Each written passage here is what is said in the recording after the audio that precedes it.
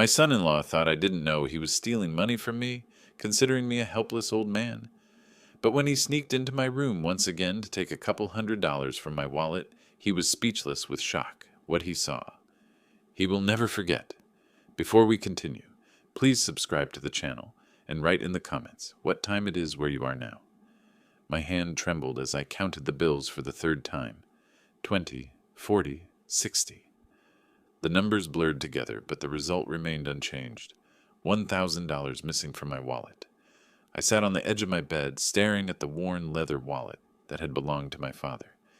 Every morning for 68 years, I'd reached for it from the same spot on my nightstand. This morning felt different, wrong. Maybe I spent it somewhere, I whispered to myself, but the words felt hollow. Where would I spend $1,000? The grocery store? My weekly coffee at Murphy's Diner? I searched frantically under the bed, through my dresser drawers, in every jacket pocket. Nothing. The sick feeling in my stomach grew stronger with each empty pocket I found. The smell of bacon drifted upstairs from the kitchen. Helen was humming, some tune from the radio she liked, normal sounds from what should have been a normal morning, but everything had shifted now like a picture frame knocked slightly askew. I walked downstairs slowly, my legs feeling heavier than usual. Helen stood at the stove, flour dusting her blue apron, hair pulled back in the same ponytail she'd worn since high school. "Morning, Dad," she smiled over her shoulder. "Coffee's ready." "Helen, you haven't seen my money, have you? I seem to have misplaced $1,000. Her face immediately showed concern. "Money? Dad, I haven't taken anything from your room. Are you sure you didn't spend it somewhere? Maybe you forgot?" The question stung more than it should have. Was I becoming one of those old men who forgot things, who accused family members of theft because their minds were failing? "What are you two whispering about?" Cleo appeared in the doorway, still in his work clothes from yesterday. His dark eyes moved between Helen and me. "Money problems again?" "Cleo, you haven't been in my room, have you?" I kept my voice steady, casual. His posture changed instantly. Arms crossed, shoulders squared. "What are you implying, Mr. Hargrove? That I'm some kind of thief?" "I'm not implying anything. I'm just asking if you've seen—" "I work 16-hour days to keep this family afloat." His voice rose sharply. "I don't need to steal from anyone, especially not family." Helen stepped between us, her hands fluttering nervously. "Dad, Cleo would never— There has to be an explanation." But I watched Cleo's face as he spoke, the way his eyes wouldn't quite meet mine, the defensive anger that seemed too quick, too practiced. Something cold settled in my chest. "Of course," I said quietly. "I'm sure it will turn up." Cleo grabbed his lunch bag from the counter, checked his appearance in the hallway mirror with unusual care, then headed for the door. "I'm late for work." The door slammed harder than necessary. Helen touched my arm gently. "Dad, you've been under stress since Mom passed. Sometimes our minds play tricks when we're grieving." I nodded, but my eyes followed Cleo's truck as it disappeared down Maple Street. 3 years of living alone had taught me to know every dollar in that wallet.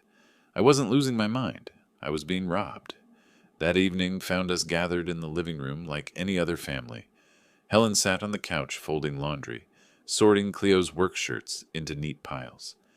I pretended to read the sports section, but my eyes kept drifting to Cleo, pacing near the window.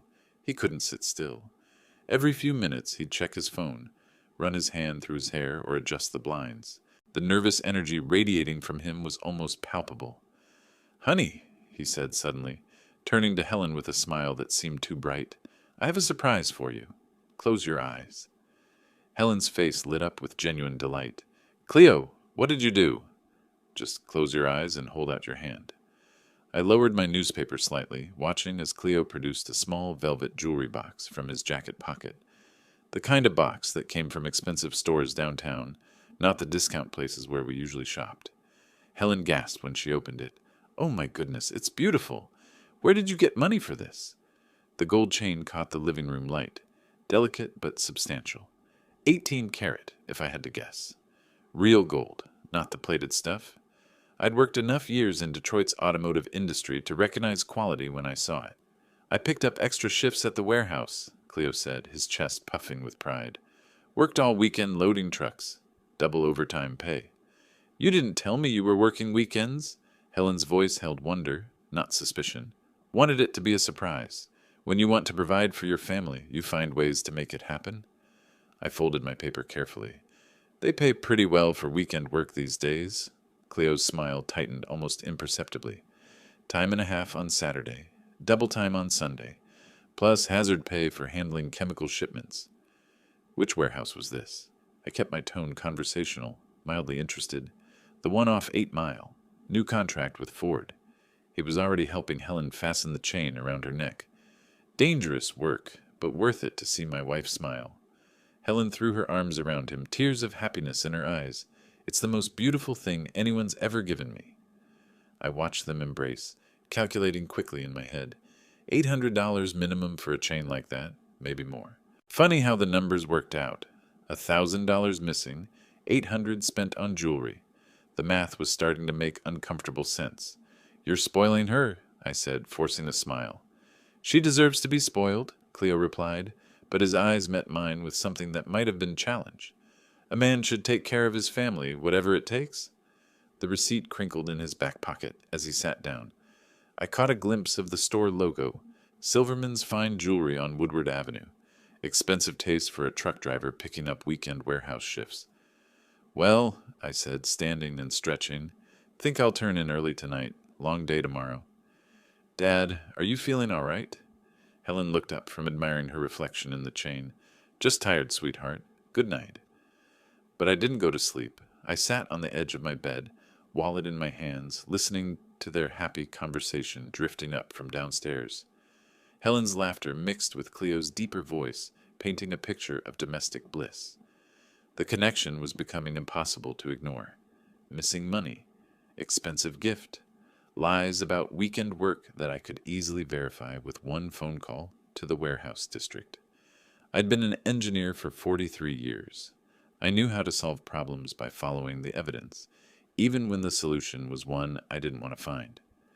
3 weeks later, I sat on my bed at 8 in the morning, wallet open in my hands, staring at the undeniable truth. Exactly $500 missing. This time there was no confusion, no self-doubt about my failing memory. I'd been checking my wallet every morning since the first theft, keeping mental notes of every dollar spent. Yesterday evening I'd had $800. Now I had $300. The theft had happened sometime after midnight, when Helen and I were asleep. Cleo had been the last one home from his supposed evening shift, coming in around 11:30 with the smell of beer on his breath. I set the wallet on my nightstand and walked to the window. Cleo's truck was already gone. He left for work at 7:30 sharp every morning. But this morning I'd heard him in the bathroom at 6, humming. Actually humming while he got ready for work. The pattern was becoming clear. Steal money, act normal, maybe even cheerful. Wait a few days, then spend it on something that would make Helen happy and grateful. Keep her loyalty divided between her husband and her father. But I wasn't going to be a victim anymore. I picked up my phone and dialed information. Detroit Electronics, downtown district, please. The store clerk's voice was helpful. Detroit Electronics, how can I help you? Good morning. Do you carry small hidden cameras? Yes, sir. We have several models. What's your application? Home security. I need something discreet. We've got wireless units with night vision, motion activation, connects to your smartphone. Very popular with our customers lately. I'll be in this morning to look at your selection. Downstairs, Helen was getting ready for her shift at the supermarket. She looked up as I descended the stairs, already dressed in my good jacket. Dad, where are you going so early? Into town, honey. Need to pick up something from the electronics store. Want Cleo to drive you? He mentioned going that way for work.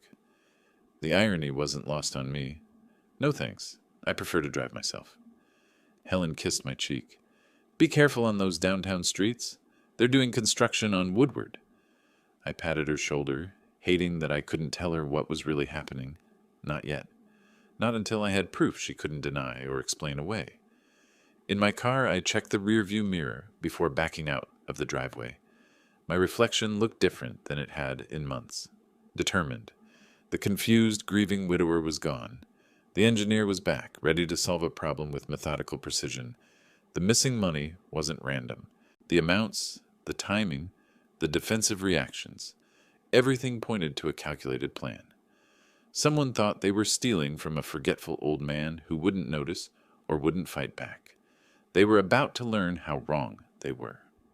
I drove toward downtown Detroit with steady hands, my mind already working through the technical specifications I'd need.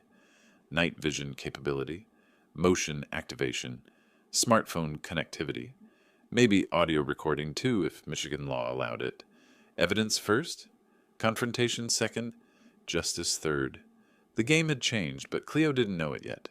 Tech World Electronics sat on Woodward Avenue like a beacon of possibility. I parked carefully between two compact cars, my engineering instincts already cataloging the store's security cameras mounted above the entrance. If I was going to catch a thief, I needed to think like one. The electronic door chime announced my arrival. Rows of gadgets stretched before me. Smartphones, tablets, security equipment. A young clerk with thick glasses approached, probably wondering what an old man wanted with all this technology. Help you find something specific, sir? Home security cameras. Something discreet but reliable. His face brightened with professional interest. Residential or commercial application? Personal. I need clear image quality, especially in low light conditions. He led me to a display wall filled with various camera models. Boxes promised features I'd only seen in movies. Night vision, motion detection, smartphone connectivity. Technology had advanced significantly since my engineering days. This model here, he pointed to a compact black device, records up to 12 hours on full charge. I examined the specifications card. What about image quality in darkness? Crystal clear facial recognition from 10 feet. Infrared sensors automatically activate when ambient light drops below threshold levels. Motion activation sensitivity? Adjustable through the app. Won't trigger from shadows or small movements, but catches all significant motion. Very popular with our customers lately. The Night Eye Pro Mini fit in my palm. Smaller than I'd expected, but the specifications were impressive. 1080p resolution, 140-degree viewing angle, wireless connectivity. Everything an engineer could want for gathering evidence. I'll take it. During the drive home, the small box sat on my passenger seat like a weight. 40 years of engineering experience, and I was using it to catch a thief in my own home. The irony wasn't lost on me. Helen's car was gone from the driveway. Her shift at the supermarket ran until 6. Cleo's truck was also missing, which meant I had the house to myself for installation. Perfect timing. Inside, I spread the camera components across my kitchen table like puzzle pieces. The instruction manual was surprisingly straightforward. Mount, connect to Wi-Fi, download app, calibrate settings. Basic technology that even someone my age could master. In my bedroom, I studied the layout with an engineer's eye.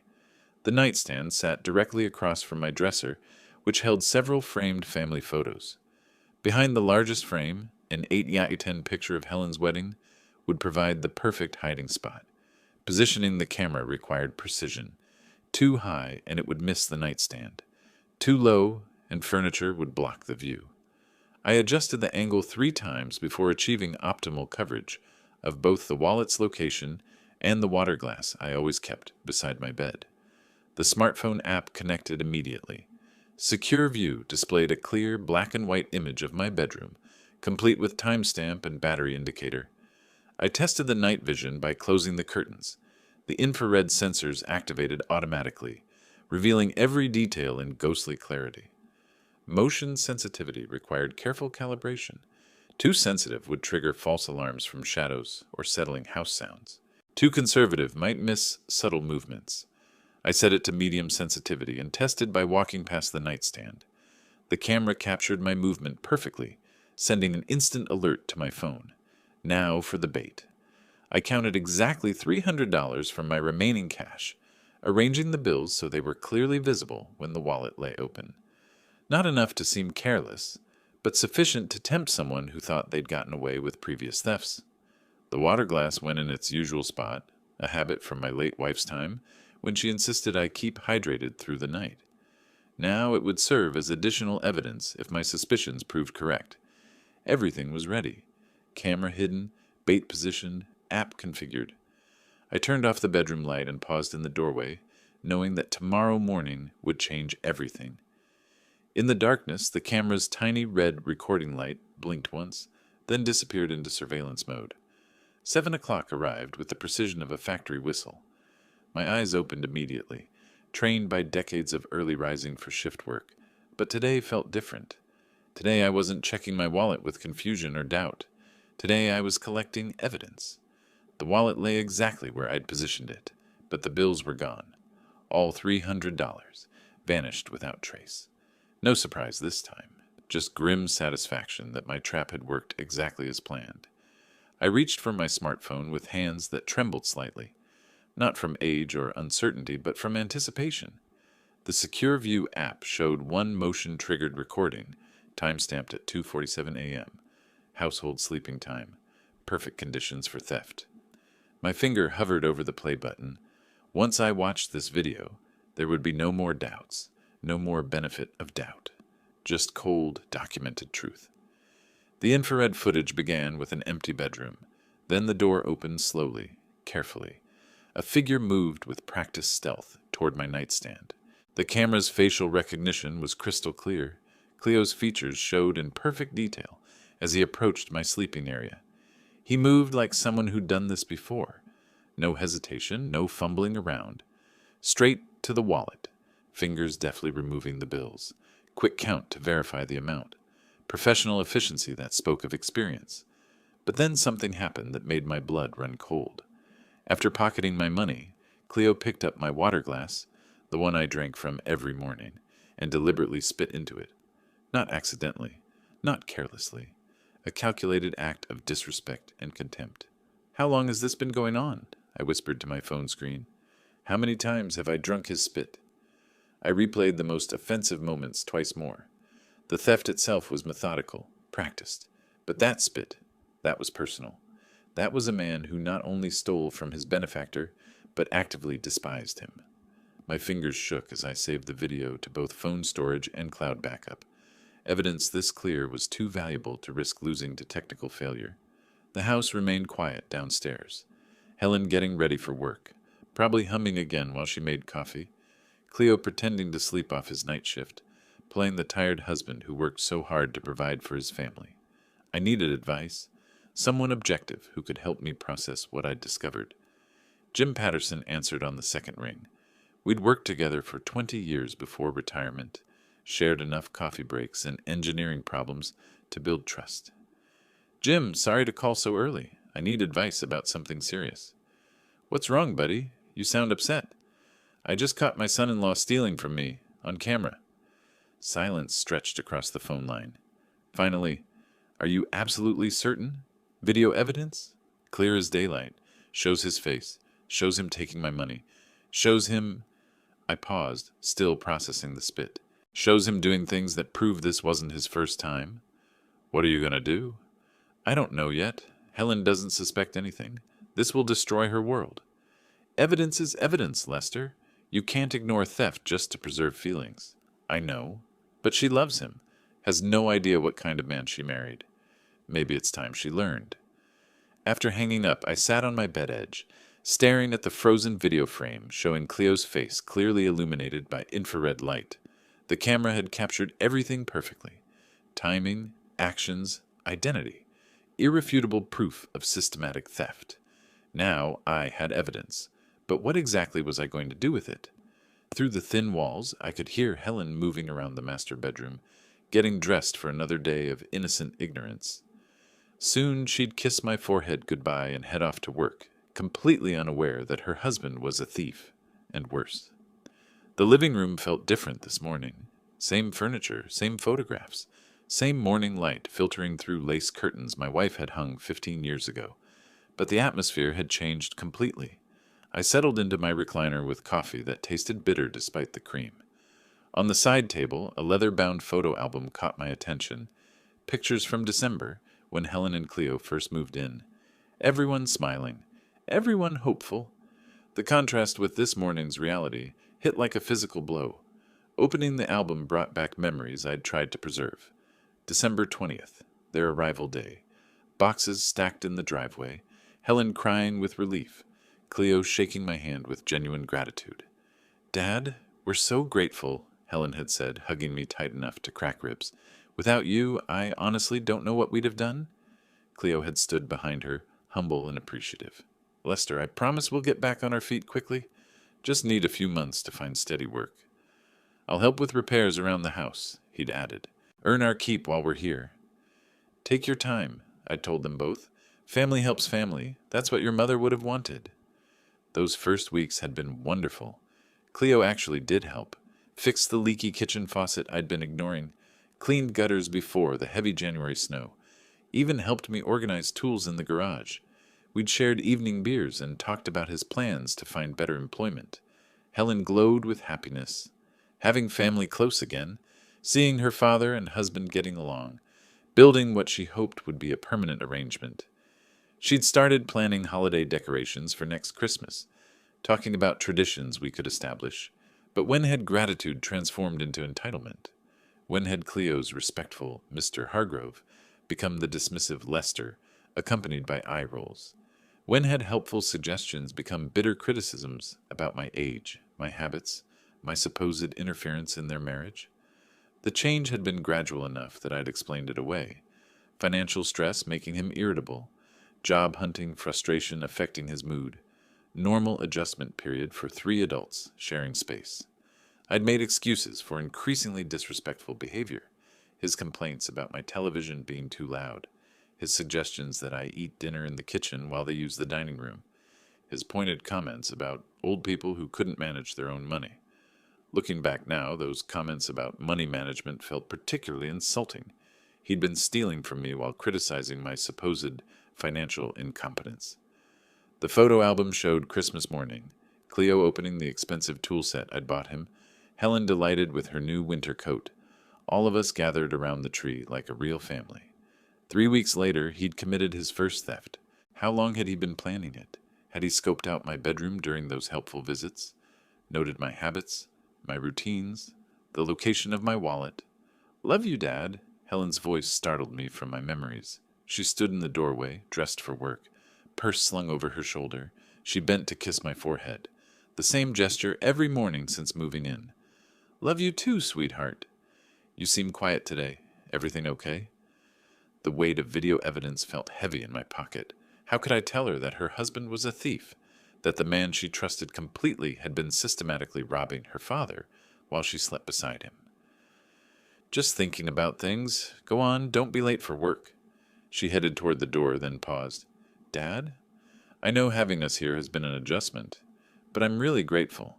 Cleo is too, even if he doesn't always show it well. The irony was almost unbearable.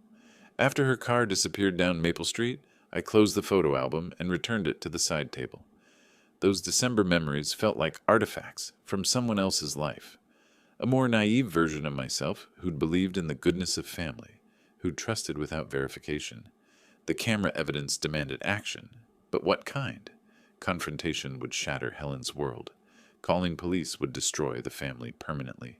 Staying silent meant accepting continued theft and disrespect. I had proof now. The question was, what kind of justice did I want? The chamomile tea steamed in my late wife's favorite china cup, but even Martha's old remedy for stress couldn't calm the storm brewing inside me. I sat at the kitchen table with my 2025 wall calendar spread open, red pen in hand, marking dates like a detective building a case. January 15th, the first real conflict. I drew a sharp X over the date, remembering how Cleo had tracked mud through the house despite my simple request about removing shoes at the door. You old people always find something to complain about, he'd said, voice dripping with contempt. Helen had jumped in immediately. Dad's just particular about his floors. It's his house. But I'd seen the look in Cleo's eyes. Not embarrassment or apology. Resentment. Like I was some burden he had to tolerate, rather than the man providing him shelter. January 28th, another X. Maybe if you didn't interfere so much with our decisions, our finances would be better. That's what he'd said when I'd suggested Helen might benefit from overtime hours at the supermarket. Not a discussion, an accusation, as if my gentle advice was somehow sabotaging their future. I flipped to February, pen hovering over multiple potential dates. The disrespect had accelerated that month, becoming a weekly occurrence instead of isolated incidents. February 14th, Valentine's Day. The day he'd given Helen that expensive gold chain. The day after he'd stolen my first $1,000. My hand trembled slightly as I marked that date with a particularly bold X. He'd been planning it even then, sizing up my routines while criticizing my outdated lifestyle. Every complaint about house rules had been reconnaissance for theft. February 26th. This house feels like a prison with all these ridiculous rules. That comment had stung because Helen nodded along, caught between loyalty to her husband and respect for her father. I'd watched her struggle with divided allegiances while Cleo systematically undermined my authority in my own home. March dates multiplied under red ink. Each X represented another verbal assault disguised as family tension. Old folks can't handle change? Maybe it's time to consider assisted living. Some people shouldn't manage their own money. The last comment made me sick now. While questioning my mental capacity, he'd been stealing proof of his own criminal behavior. I closed the calendar and checked the kitchen clock. 7:30 in the evening. Helen would be working late inventory at the supermarket. Cleo was supposedly picking up overtime at the warehouse, though I knew better now what his evening activities actually involved. Tomorrow I'd drive downtown for special supplies. Tonight I'd plan. The video evidence had shown me Cleo's criminal nature. These marked calendar dates revealed his manipulative character. Both pieces of information would prove useful very soon. I rinsed Martha's teacup carefully, treating it with the respect Cleo had never shown this house or its owner. Tomorrow would begin the final phase of a lesson 3 months in the making. Some people needed to learn that disrespecting your benefactor came with consequences. Prankster's Paradise blazed in neon letters above a storefront that looked like a carnival had exploded. I checked the address twice before parking, feeling oddly out of place among the colorful displays of whoopee cushions and fake spiders. But this wasn't about humor. This was about justice. Inside, shelves stretched floor to ceiling with every conceivable practical joke. Buzzer handshakes, squirting flowers, rubber snakes. A young clerk with purple hair and multiple piercings approached, clearly curious about the serious-faced grandfather browsing shock devices. "Looking for anything specific, sir?" "Something that delivers consequences for unwanted behavior. Harmless, but memorable." She led me to a display case filled with various electrical novelties. "These shock items are pretty popular. What kind of application did you have in mind?" I examined a shocking wallet, testing its weight and texture. Real leather exterior, indistinguishable from an ordinary billfold. "How strong is the electrical charge?" "Completely safe, just 9 volts. Enough to surprise someone without causing any harm. Battery lasts about 6 months with normal use." "Define normal use." "Most customers deploy it once or twice before the novelty wears off. But this model's built for repeat applications if needed." "Perfect." I tested it on my own palm. A sharp zap that would definitely get someone's attention without causing injury. After 43 years of engineering, I appreciated good technical design even in novelty items. "I'll take it, and I need realistic counterfeit money. Movie quality." Her eyebrows raised slightly, but she led me to another section filled with prop currency. "These bills look identical to real money in normal lighting. Only detailed inspection reveals the motion picture use only watermarks." I examined the fake hundreds and 20s, impressed by the paper quality and printing precision. They felt authentic. Weight, distributed correctly, even had the proper texture of worn currency. "How much for $300 worth?" $37.50 for the prop money, plus $9.90 for the shock wallet. Call it 50 even. I handed over the real cash, thinking about poetic justice. $300 of fake money to replace the 300 real dollars Cleo had stolen. He wanted to take my money? Tomorrow night he'd get exactly what he deserved. The clerk packaged everything carefully to prevent accidental activation. "Hope this works out for whatever you're planning." "Oh, it will work perfectly." Back in my car, I secured the purchases in my trunk and reviewed the installation plan during the drive home. After Helen fell asleep, but before Cleo's usual theft window, probably around midnight, replaced my real wallet with the shocking version, loaded with counterfeit currency positioned to look authentic in darkness. At the red light on Maple Street, I checked my rearview mirror. Just an ordinary grandfather running afternoon errands. Nobody would suspect that tonight I'd prepare something my son-in-law would never forget. The trap was chosen. Now came the setting. Helen ladled beef stew into our bowls with the careful attention she always gave family dinners, trying to create warmth in a house that had grown steadily colder over recent weeks. The kitchen smelled of bay leaves and simmering vegetables, but underneath the domestic comfort lurked something poisonous. "This looks wonderful, sweetheart." I kept my voice deliberately pleasant while studying Cleo across the table. He'd been unusually quiet since arriving home, picking at his food instead of devouring it with his typical enthusiasm. "Dad, you've been working on something in the garage all afternoon. New project?" "Just organizing tools. Amazing what you find when you really examine things closely." Cleo's fork paused halfway to his mouth. Something in my tone had caught his attention, though he couldn't identify the threat yet. "Speaking of examining things," I continued, buttering my bread with deliberate slowness, "I've been thinking about home security lately. Fascinating how technology lets you monitor everything that happens, even when you're sleeping." "Security?" Helen looked up from her stew. "Are you worried about break-ins?" "Not break-ins exactly. More like internal security issues. Someone in this neighborhood thinks other people's money is community property." Cleo set down his fork entirely. "There you go again with your paranoia, Lester. Maybe you forget where you spend money and blame other people." "Paranoia?" I smiled, but there was nothing warm in it. "That's an interesting theory, Cleo.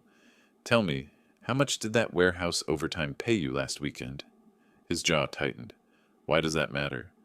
"Just curious about wage rates these days. Seems like some people earn money very easily for very little actual work." Helen sensed the underlying hostility and jumped in quickly. "Can't we just have one peaceful family meal? You two have been tense with each other all week." "Your father's been making accusations he can't prove," Cleo snapped, his facade of respectful son-in-law finally cracking. "I'm tired of listening to complaints from a cheap old man who counts every penny like it's his last." The silence that followed was deafening. Helen's spoon clattered against her bowl. "Cheap old man?" I repeated softly, leaning back in my chair. "That's a fascinating choice of words from someone living rent-free in my house." "Lester," Cleo started, but I held up my hand. "No, please continue. I'm very interested in your perspective on my character, particularly your thoughts about my money management habits." Helen looked between us with growing alarm. "What is this really about? You're both acting like you know something I don't." I studied Cleo's flushed face, seeing fear beneath the anger. He knew he'd gone too far, revealed too much of his true feelings, but he didn't know how much I actually knew. "Your husband and I just have different philosophies about respect," I said finally. "Isn't that right, Cleo?" He pushed back from the table abruptly. "I don't have to sit here and listen to this nonsense." "No," I agreed calmly. "You don't? This is my house, after all." After he stormed upstairs, Helen began clearing dishes with shaky hands. "Dad, what's really going on? You've both been acting strange. Sometimes people show their true character when they think nobody's watching." She paused, dish towel in hand. "What does that mean?" "You'll understand soon enough, sweetheart." I excused myself and headed upstairs, leaving Helen to puzzle over the evening's tensions.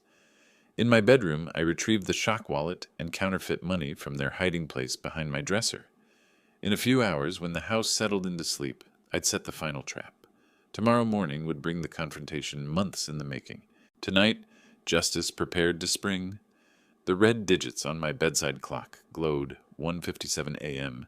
when I heard the first soft footstep in the hallway. I controlled my breathing, keeping it slow and deep, like someone lost in peaceful sleep, while my heart hammered against my ribs with anticipation.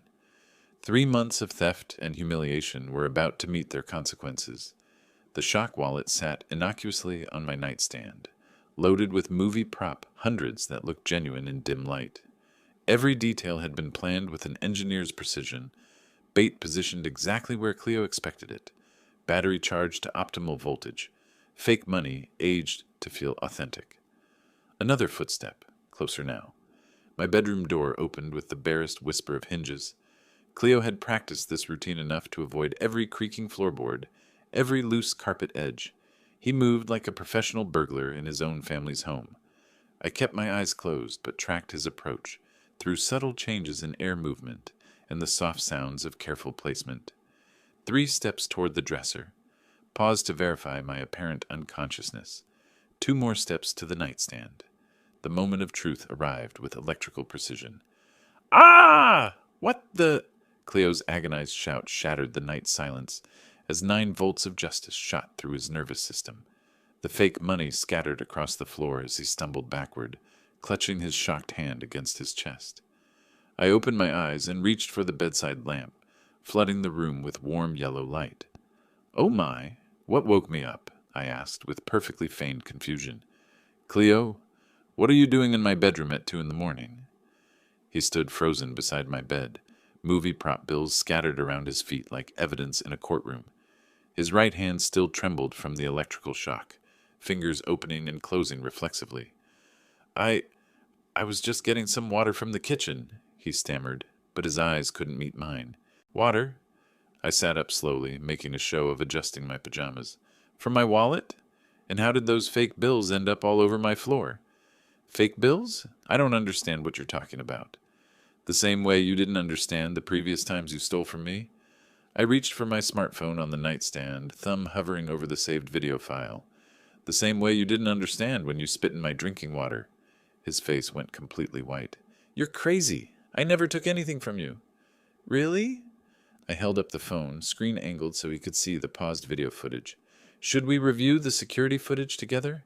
I have excellent recordings of your late-night activities." The trapped animal look in his eyes told me everything I needed to know. 3 months of careful planning had worked exactly as designed, but our private confrontation was about to become a family crisis. "What's all that noise? Is everything okay up there?" Helen's voice called from the hallway, sleepy and concerned. Both men froze, knowing the moment of full revelation had finally arrived. Helen appeared in the doorway, wearing her blue terry cloth robe, hair disheveled from sleep, trying to make sense of why 2 grown men were wide awake and shouting at 2 in the morning. Her eyes took in the scene: scattered fake money, her husband's guilty expression, her father holding his phone like evidence. "What's happening here? Why is everyone awake?" She stepped into the room, slippers shuffling across the carpet. "Cleo, why do you look like you've seen a ghost?" "Your husband has been stealing my money for months," I said quietly, watching her face carefully. "I finally caught him in the act." "Dad, that's impossible." Helen's voice held automatic defense, the loyalty of a wife protecting her spouse. "Cleo would never do something like that. You must be mistaken. Watch this video and tell me what you see." I held out my phone, finger hovering over the play button. Helen shook her head at first, but the certainty in my voice made her step closer. The infrared footage began playing, clear as daylight despite the darkness, showing Cleo's careful approach to my nightstand. "This can't be real," she whispered, but her voice already carried the weight of growing recognition. The video continued. Cleo removing money from my wallet with practiced efficiency, counting bills quickly. Then the moment that made Helen gasp aloud. Her husband deliberately spitting in my water glass. "Cleo!" She turned to face him, eyes wide with horror. "Is that really you? And you spit in Dad's drinking water?" "This is all a setup." Cleo's voice rose desperately. "He's trying to frame me. You can't trust that footage. He could have edited it somehow. But I can see your face clearly. That's our bedroom door in the background. That's the exact shirt you wore yesterday." Helen's voice grew smaller with each observation. "How could you edit something so specific?" I let the video speak for itself, watching my daughter's world crumble as undeniable evidence replaced comfortable illusions. 3 months of lies were dissolving in real time. "Helen, you have to believe me," Cleo pleaded. "I work hard to provide for us. Why would I need to steal from your father?" "Because you've been stealing instead of working," I said simply. "Those expensive gifts you bought Helen? My money? Those weekend shifts you claimed at the warehouse? More lies to cover your theft." Helen sank onto the edge of my bed, hands covering her face as the full scope of deception became clear. The gold chain around her neck, purchased with stolen money. The gratitude she'd felt for his hard work, all based on criminal behavior. "How long has this been going on?" she asked through her fingers. "At least 3 months, probably since you moved in." The silence stretched like a wound opening. Finally, Helen raised her head and looked at her husband with eyes that held no love, only betrayal and disgust. "Pack your things," she whispered without looking up. "We're leaving tomorrow." Cleo started to protest, but Helen's raised hand stopped him cold. The damage was irreversible. Justice had arrived wearing the face of truth. By 3 o'clock the next afternoon, the sound of packing had replaced the morning's tense silence. Helen folded her clothes with mechanical precision, each movement careful and dignified, despite the tears that occasionally fell onto her belongings. In contrast, Cleo threw items carelessly into cardboard boxes, slamming drawers and muttering under his breath about unfairness. I stayed nearby, but didn't pressure her with conversation. Sometimes support meant simply being present while someone processed betrayal. "Dad, I owe you an apology," Helen said quietly as she wrapped her good dishes in newspaper. "I should have seen what was happening, should have questioned where that money was coming from." "You're not at fault, honey. You trusted like family should trust. That's not weakness. That's how good people live." She paused in her packing, looking around the guest room that had been her temporary home. "I don't know where we'll go. I just know we can't stay here anymore. You have your job, your own income. You'll figure it out." I handed her another sheet of newspaper. "And you'll always be welcome back here when you're ready. This is your home, too." Outside, Cleo loaded boxes into his truck with aggressive efficiency, each movement broadcasting resentment. Neighbors pretended not to watch from their windows, but suburban curiosity was stronger than politeness. As Helen carried her final suitcase to the driveway, she stopped beside me on the front steps. "I hate that it came to this, but I'm glad you showed me the truth. Living with lies would have been worse. I'm proud of you for having the courage to face it." She hugged me tightly, the kind of embrace that said goodbye and thank you and I love you all at once. "I'll call you when we're settled. I need some time to process everything." Cleo slammed the truck tailgate shut and looked at me with barely controlled anger. "You'll regret destroying this family, old man. We'll see who's right in the end." "Just drive carefully," I said evenly. "Take care of my daughter. That's all that matters now." Helen climbed into the passenger seat without looking back. The truck's engine rumbled to life, diesel exhaust clouding the April air. I watched them disappear down Maple Street, Helen's profile visible through the side window. Sad, but resolute. The house felt different when I stepped back inside. Quieter, more spacious, mine again. I made a single cup of coffee instead of the family pot I'd grown accustomed to, then settled into my recliner with the evening paper. Outside, spring darkness settled peacefully over the neighborhood. No more missing money, no more disrespect, no more walking on eggshells in my own home. Justice hadn't been revenge, it had been protection. The engineering approach had worked perfectly. Identify the problem, design a solution, implement the fix, verify the results. Sometimes protecting family meant having the courage to reveal uncomfortable truths, even when those truths shattered comfortable illusions. My home was secure again. The problem was solved. If you liked this story, please like this video, subscribe to the channel, and share your impressions of this story in the comments. To listen to the next story, click on the box on the left. Thank you for watching.